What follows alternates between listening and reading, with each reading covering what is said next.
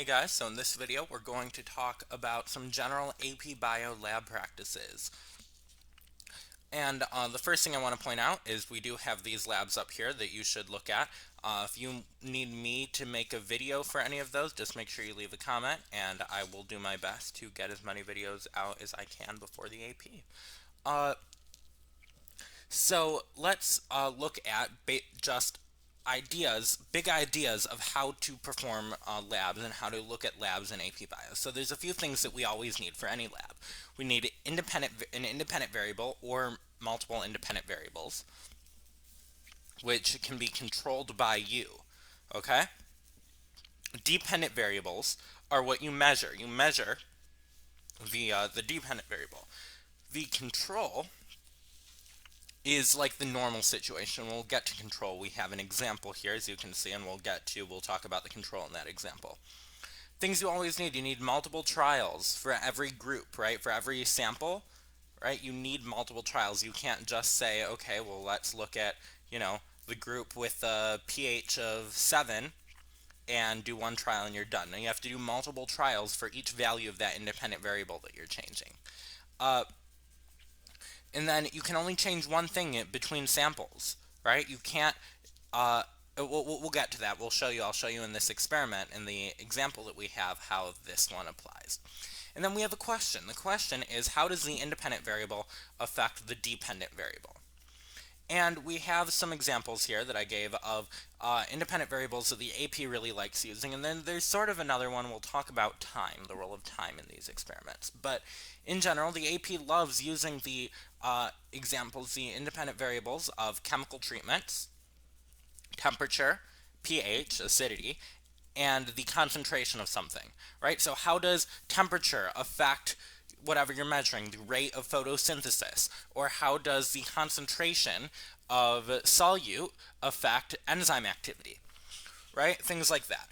And some of this will bring up some, models that that I may be talking about in future videos. So just mention that if you're not familiar with sort of how proteins, how receptors bind to proteins and things like that, you may want to go watch that video first. Okay, so now let's look at our situation, right? This is a good thing to look at before we look at any of this data. Fires frequently occur in some ecosystems and can destroy all above-ground vegetation. Many species of plants in these ecosystems respond to compounds in smoke that regulate seed germination. Seed germination, the growth and development of seeds into plants after a major fire. Carcinogens, KAR, and trimethylbutanolides, TMB, are water-soluble compounds found in smoke that are deposited in the soil as a result of fire. KAR and TMB bind to receptor proteins in a seed. In a study on the effects of smoke and seeds, researchers recorded the timing and percent of seed germination in the presence of various combinations of KAR and TMB. These results are shown in Figure 1. In a second investigation into the effect of available water on seed germination after a fire, researchers treated seeds with KAR or TMB. The treated seeds were then divided into two treatment groups. One group received a water rinse and the other group received no water rinse. The seeds were then incubated along with a group of control seeds that were not treated. Right? So the control, it's the normal situation. It's what we don't really do anything to it, because if we're looking for the effect of KAR, right, we can't know what the effect of KAR is unless we know what normally happens, right? Because then we don't know whether or not it's different or the same from whether it's normal or the same from what normally happens, right? So we have to have that control group to compare it with, the normal situation. So the results are shown in the table. So let's look at this for a second. I'll look at the graph first. We have a few different samples, right? We have a few different groups. We have the control group, the control sample, and we have a sample where we're just given KAR, a sample we just give them TMB, and then a sample where we give them KAR and TMB, right? And so, so we have the sample where we give them both KAR and TMB. And so you might ask, why does that not violate our rule of changing one thing, right? And the answer is, right, we're only changing one thing from at least another trial. It doesn't always have to be the control that you're only changing one thing from, right? But what we wouldn't want to do is have just the control and the KAR and TMB, right? Because then we couldn't answer the question, what does KAR do? What does TMB do, right? As the result of this, right, just looking at the control and then this dashed curve, we wouldn't know that KR actually increases the percent of seed germination with just looking at these two, right? So we can look at these questions, and I want to point out something about time, how they use time here, because time is often going to be a something that we could also use as an independent variable, although I don't think you tend to do that a lot in AP Bio. Now, you may know from science classes that you put the independent variable on the x-axis and the dependent variable on the y-axis, right? And so your graph title would be like your x or y versus x, so it would be dependent variable versus independent variable. But we see here that, right, our independent variable that we're really looking at is this chemical treatment, right? And so the time is sort of just another thing that we're using. And you should see that for each time, right, we measure all the groups, right? We're measuring every single group for, we don't just have a time where we're just measuring KAR. We're, at 24 hours, we measure all 4 groups. At 12 hours, right, or all of these, right, these dots are just showing the rest of the groups. So, what this one will look like, I think that would be 15 hours.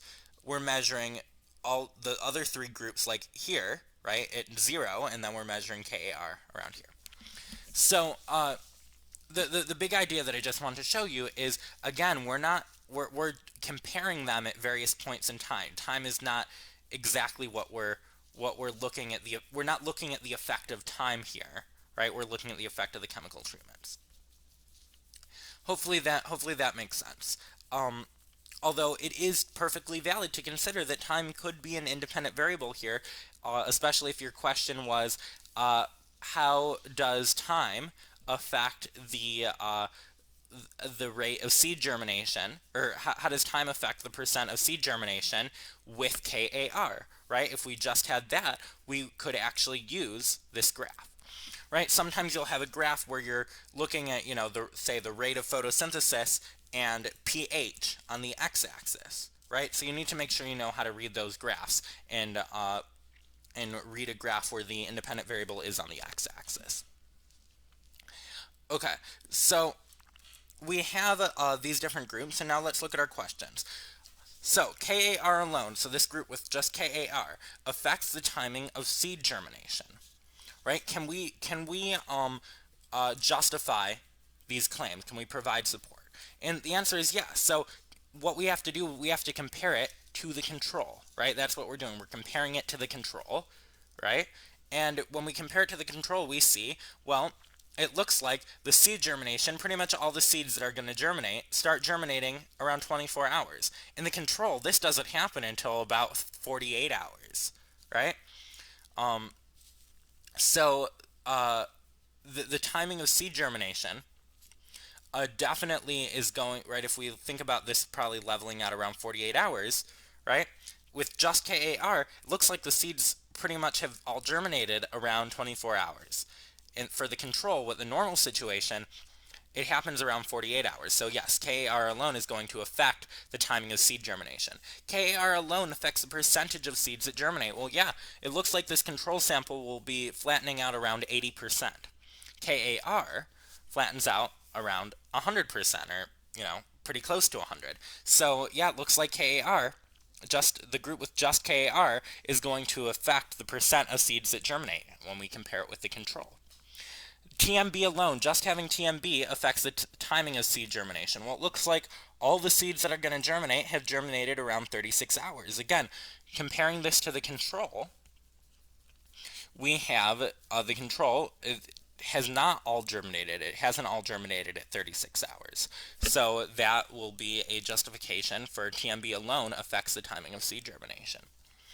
TMB alone affects the percentage of seeds that germinate. Again, you can see that it looks like only about 15% of seeds germinate with only the TMB, compared to the control where about 80% of the seeds germinate. Okay. B. Make a claim about the effect of rinsing on the binding of KAR to the receptor in the seed and about the effect of rinsing and the binding of TMB to the receptor in the seed. Identify the appropriate treatment groups and results from the table when compared with the controls. Provide support for each claim. Okay, so there's a lot of that it's asking us to do here, but what we want to know is how does rinsing affect, right? And so for part B, let's look at KAR first, okay? So we're going to want to compare treatment groups 2 and 1, right? 2 with the control, right? And what this shows is when we don't wash it, when we do not wash, KAR has an effect on seed germination, right? When we do not wash, KAR has an effect on seed germination if we compare trials 2 and 1. If we then compare trials 5 and 4, right? 5 with the control for the water, then we can see that after being washed, KAR still has an effect on seed germination. So we can probably say that rinsing, right? Rinsing does not change the amount that KAR binds to the receptor because it will still have an effect. It will do the same thing without rinsing, right? So hopefully you see that we had to compare 2 and 1, and then we had to compare 5 and 4 to see if the KAR has an effect on the control, has an effect on the seed germination compared to the control. We're always comparing to the control, right? Identify the appropriate treatment groups and results from that table when compared to the controls, right? Compared to the controls.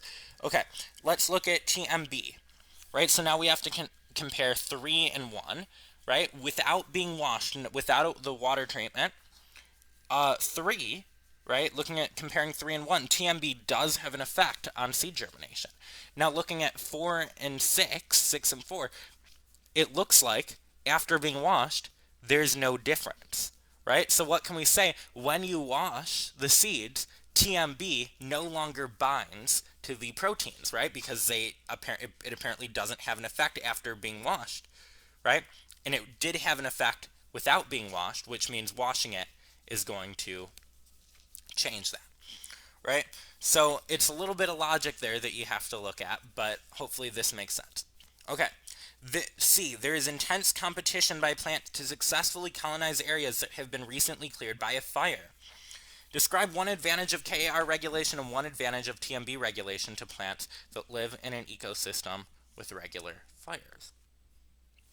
Okay, so if we look at KAR regulation, what advantage will having KAR affect the seeds have after a fire? And we think about this, right? After a fire, it has KAR. Everybody's going to be competing for the land. They want to compete, right? And so plants with KAR,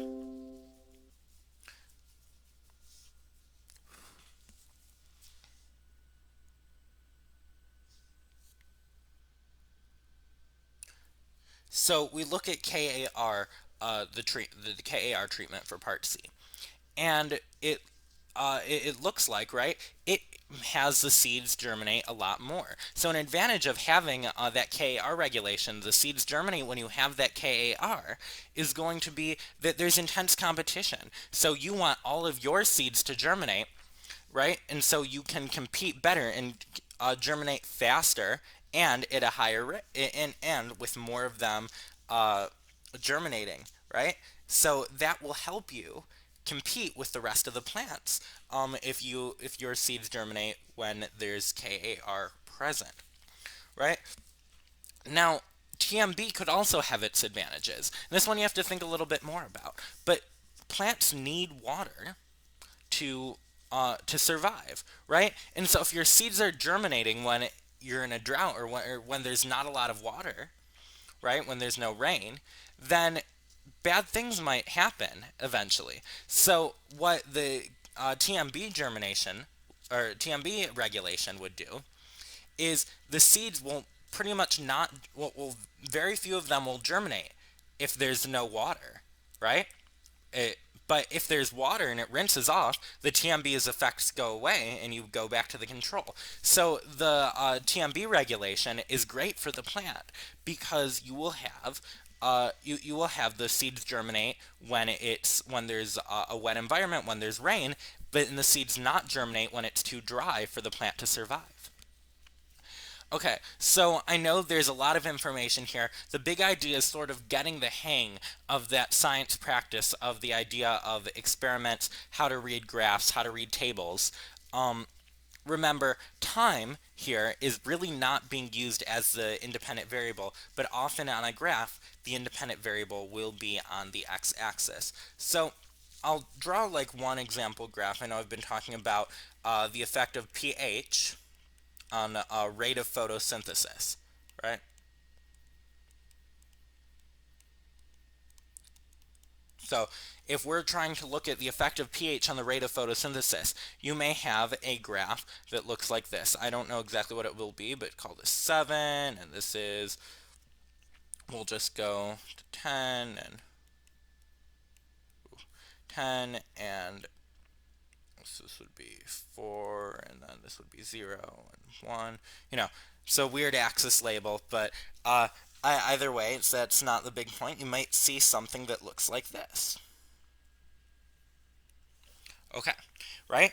And how would we, right? We would have some points here that we measured, right? And so the question is, how do we read this graph? And the idea is, right, we see this maximum. Well, that's where pH, right? That's where the plant has the most efficiency with photosynthesis. Photosynthesis happens at the highest rate, around 7, a pH of 7.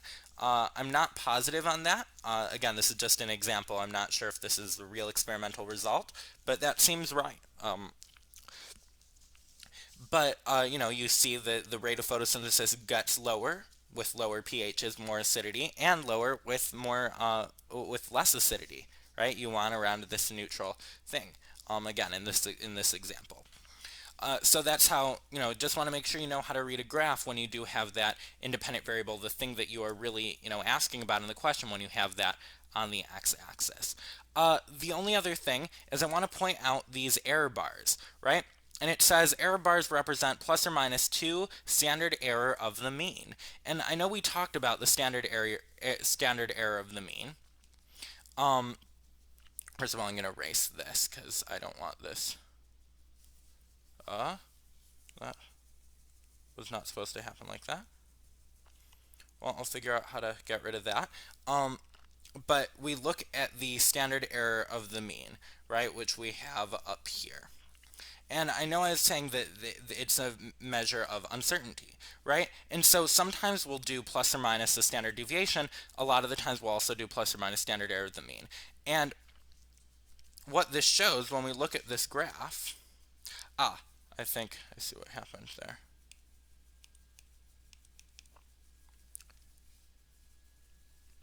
I got rid of the graph here. There we go. Okay. So we have this this graph here, right? And we are we have these error bars for the standard error of the mean. And what that means is we've done multiple trials, right? Because in order to get a standard of the mean, you have to have a certain amount of trials, right? And so I just wanted to point that out, that these error bars are telling us that we've done multiple trials and there's some error. There's some experimental error. But if they're not overlapping, right, if the error bars are not overlapping, you can conclude that there was, if the error bars are overlapping, you can conclude that, or not overlapping, you can conclude that there's like a significant difference between the two data. If they're overlapping, you might say, well, there's a chance that that data is actually the same, right? If the error bars are overlapping. Hopefully that makes sense. So if any of that doesn't make sense, make sure to comment and I will try to clarify.